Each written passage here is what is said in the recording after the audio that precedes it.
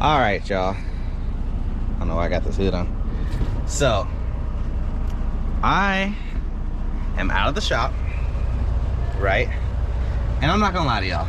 I have been mistreating Sapphire for like, man, when was I in Texas? August? I think it's the end. It's literally the second to last day of October. I literally haven't washed my truck since August, and got my truck out the shop. Super shout out to those guys. Those guys saved me so much money. Paramount Truck Service, but we'll get to that later in the video. But I haven't washed my truck since like the middle of August, maybe even the beginning. And today, I woke up today, went and picked up my load, and it was getting checked out, walked back to my truck, and I'm like, you know what? Enough is enough. I gotta start treating my baby right. So, we are at the Blue Beacon. Like, I'm absolutely washing this truck today. So, that's where we're doing right now. We're gonna get this truck washed. I got 5 miles to my fuel point, and we're gonna continue on down to Florida, which is the only load I could find for the weekend, for the most part. But hey, not a big deal. I really didn't want to start my week on Monday. This load didn't deliver till Monday. I didn't want to start my week in Florida, but it is what it is. I can find me a short hop come Monday just to get me into Georgia. Hopefully I can book something for Georgia. Excuse me, running the rest of this week, and I can make some money. But we're getting the truck washed. I'm about to get pulled in here in a minute, so once I get to my fuel stop, I'll get back to y'all.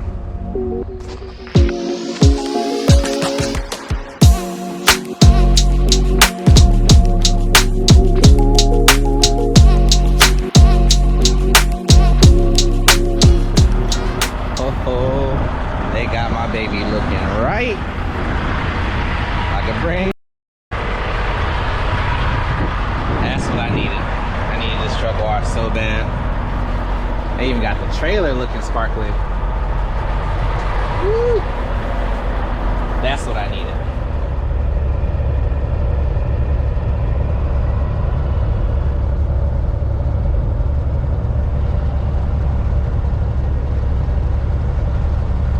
Good morning, good morning, good morning. So it's been a while since I had my little head mount on for some nighttime footage. So I just wanted to come and talk to y'all. I'm on the last, 43 miles of my trip, so got a delivery down in Orlando here at 5 a.m. Obviously I'll be about an hour early, and about like normal. But I did want to come finish that video, and I know when I get here to my customer, I am going to do everything in my power to go to sleep, because I did not sleep well today. So I am extremely exhausted. Luckily my days excuse me, exactly what I'm talking about. Luckily I'm at the end of my day, basically. My day just started, but my sleep schedule got a little messed up today. I actually got up a little bit too early, couldn't fall back asleep. So it's kind of a dual purpose. I came to finish that video, and 2 is gonna help keep me awake for the last 40 miles. But anyway, so I really wanted to come and talk to you guys about the place that I took my truck to finish getting fixed, and how they saved me a little over $2,300. So the place I'm referring to is Paramount Truck Service. I talked to the owner. Clint reached out to me about the last time my truck was at dealership, when I was at home time that last time. So he reached out to me, got the truck there. Should have been Thursday. I got it there. No, it was Wednesday. So I dropped off that FedEx load, or finished that FedEx load on a Wednesday. Got it dropped off, and I think they only had my truck for, I basically took a 34-hour reset. But the stuff that I asked them to do was the exact same list of items I was going to have the Volvo dealership do you know, they were charging, you know, as you guys saw, they were charging me like $6,400 total. So I ended up only paying the Volvo dealership about $3,000. But basically the Volvo shop wanted to charge me another $3,400 for the stuff, for the rest of the stuff that I asked them to do. And you know, I took it over to Clint and the shop manager Kurt, and they were able to get my truck in, and basically to me it was in and out. You know, I'm used to my truck sitting at the dealership for 4 or 5 days before they touch it. So I got it checked in Wednesday, they worked on it Thursday, I was back on the road Friday, and they only charged me $1,000. You know, it's $1,000 to do this, just the same, basically the same stuff I asked for and a little bit more actually, and they charged me $1,000 as opposed to the $3,400 I would have paid at the Volvo dealership in Atlanta. So definitely shout out to those guys. Anything that my truck needs from now on, I'm probably gonna find my way back up there to North Carolina. But huge shout out to those guys. Really nice, super friendly, very, very, very knowledgeable. All those guys came from Volvo Tech backgrounds, so they, you know, they work on every truck, but they specialize in Volvo. So I definitely will be, you know, like I said, I'll definitely be going back. But anyway, you know, for those who celebrated, today is Halloween, or last night was Halloween, so happy Halloween to you guys that do celebrate Halloween. I took the day off, which, you know, that's usually how weekend loads go. If you don't have anything rolling through the weekend, you're gonna have a short load like this load. Because I wasn't able to schedule this load until like Friday night.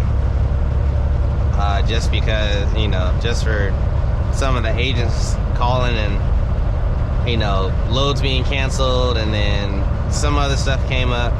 So I ended up not being able to schedule this until basically end of business day Friday. I picked it up Saturday. It's Campbell's Soup coming down here to Orlando, Florida. So that's where we're going to be going for today. Now, what I did not, since I wasn't able to schedule this to the end of day Friday, I haven't booked anything else. So when I get here, I mean, all the reviews saying that the unload times are very high. So I'm gonna, in my mind, I'm gonna be here a while. So I'm gonna attempt to, one, get some sleep, but two, when I get up, you know, basically agents start coming in their offices around 7, 8 o'clock in the morning. So around that time, I'll be able to look on the load board and see if I can find something short. I'm hoping something that'll get me from Orlando to like some part of Georgia or Alabama, you know, so just a short hop. I don't want to take anything, for instance, I don't want to take anything from Florida to like Nevada or California. I know the rates are going to be extremely low, so I don't want to do that. Well, I'd rather take a short hop. Oh, so sorry. I keep yawning. I'm so tired. But I'd rather take a short hop, if not deadhead, to Georgia. Probably like the Savannah area or Valdosta. Somewhere, you know, it's going to be a good little deadhead, you know, 250 miles to back to Georgia, which not a huge deal. I mean, it is, but I'd rather, deadhead than to find a load that's exuberant on miles, but not a lot of pay. Speed limit's already 65. Oh, you're getting off, that's why. But yeah, I think to me it's worth it. Y'all know how Florida freight is. It pays pretty well to great coming into Florida, but you know, you're basically going to be suffering trying to get out. So that's the game plan. Now, as how accurate, or if that's going to come into fruition or not, hopefully something comes across late minute across the load board like it usually does. because that's basically what I've been doing. You know, that one time that I scheduled out, you know, basically a week and a half to 2 weeks in advance, and then I had that one load cancel on me literally 3 minutes before my appointment time. You know, as I was pulling into the shipper, it basically messed up. That load forced me to cancel 2 other loads to finish that week off. So ever since that happened, I look for, you know, like this load, like I'll schedule a load and then other load after that, and then I'll stop. Like I'm only gonna do 2 to 3 loads in advance. So like, for instance, since I'm delivering this load, I would have had another load scheduled, and while I'm delivering this load, I would have been looking for the load after whatever load I would have had scheduled coming up, picking up today. So I'm just gonna say 2 to 3 loads ahead of time, depending on what I find, which is gonna be probably around, you know, probably about what my range is gonna be as far as that's concerned. Like it is extremely nice to schedule out super far in advance, but I'm not gonna be doing that anymore. I mean, it wasn't really a bad experience. I mean, things happen, it's trucking, you know what I mean? Like cancel loads, truck order not used, you know, this is saying still stuff that, you know, stuff I dealt with at Prime. So me being at Landstar, loads canceling is not the end of the world. I'm already used to dealing with stuff like that. Every trucking company has it. It's not more or less worse and or better, you know, now that I'm responsible for choosing my loads. It's the same concept. It's literally the same course of action I would take if I was still at Prime. You know, draw up a freight bill, not a freight bill, but a trip sheet. That's it. Here is a blank bill of lading that we fill out, but you know, at Prime you get a trip sheet, you write truck order not used across it, and you scan it in. It's the same thing. You know what I mean? It's not a big deal. But anyway,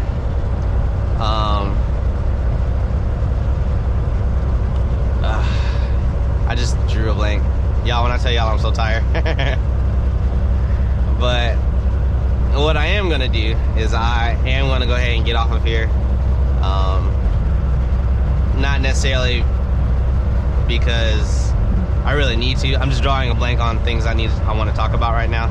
So I'm actually gonna be after I get some sleep. There's some sit down table talk discussions I want to go, or sit down table talk discussion videos I would like to record. I'll probably end up, you know, I might end up going live one of these days this week. I know it's been a while since I've done a live video, just to chat with you guys, but it'll be sometime later in the week. But once I figure that out, I'll definitely let you guys know. I just want to let y'all know that I did make it. But something that I absolutely hate about customers is you got an appointment time for 5 o'clock, and so you get here, they don't have a staging area, they don't open, they can't let you in the gate until 4:30, and I pulled in at 4:15. I'm like, it's 15 minutes. So he's like, nope.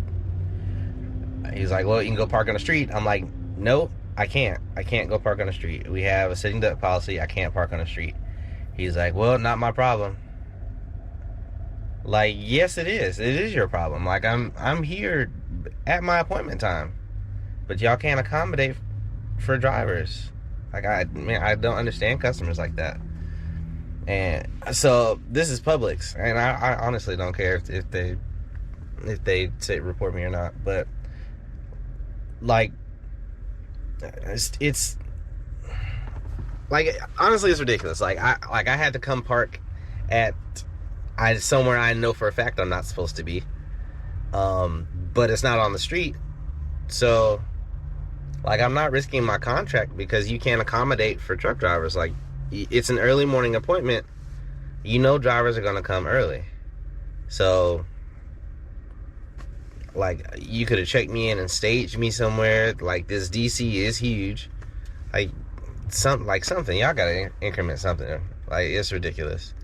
But I'm parked at Sherwin-Williams down or next door now. Like, I'm literally looking at Publix right now, and I had to come park in basically they don't even have a lot. I'm in one of the driveways, so their Sherwin-Williams traffic goes that way, and I think they're building something right here.